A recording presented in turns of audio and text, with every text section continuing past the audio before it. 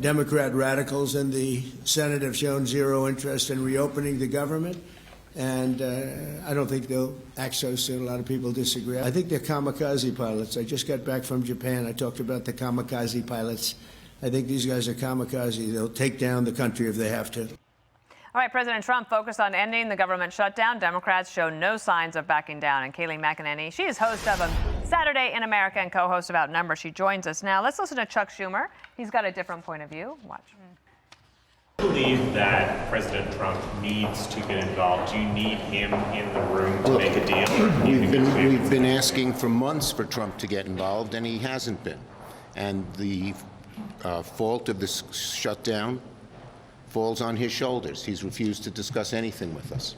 How do you see this today? Now, day 36, we're in record territory. Yeah, we are in record territory. Again, this falls at the feet of Democrats who would not pass the clean CR. And when I look at just some of the mixed messaging I'm seeing in the reporting, you know, in Politico, Senate Democrats apparently have no consensus yet on whether they are going to end this. Chuck Schumer yesterday to reporters said they're not yet ready to surrender. Does the election change the calculus? Well, once again in Politico, Democrats, they say, are waking up saying, are we really going to cave now? So this is laid at the foot of Democrats, and it's getting very serious when aviation security could be compromised. You have military families going on 6 weeks without pay. Imagine 6 weeks without pay, not being able to pay your bills. It's serious. And when Donald Trump talks about ending the filibuster, I know it's not a popular position among Senate Republicans, but he does have a point. He and J.D. Vance, when J.D. Vance said in that Turning Point USA interaction last week, we can't not do things because we're afraid the left's going to do them. The left will always do them. That's the lesson of the last 40 years. And I agree with President Trump. They will end the filibuster when power changes. Would you encourage them to do that in this circumstance? I think when you get to a point where we're talking about aviation security, 6 weeks, and an inability to pass a clean CR from Democrats and not getting paid, it's getting to a point where it's serious enough to talk about that. Kayleigh, the one thing that I see as well is this is a nonpartisan issue when it comes to the military, but also to travel. So Sean Duffy has been trying to warn people, and you know, it's getting close to Thanksgiving. People are getting worried about what could happen. Watch him here. None of us can manage missing 2 paychecks.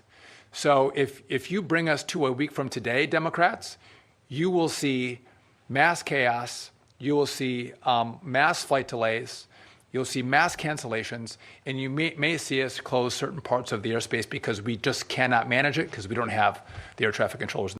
These are people that are on business travel for the most part, or maybe they're going on vacation, but a lot of people are business travel. They're trying to get home. They want to get to the Little League game. They want to get to back to school night. They want to be there for their kids, and they're not going to be able to get there. That's right.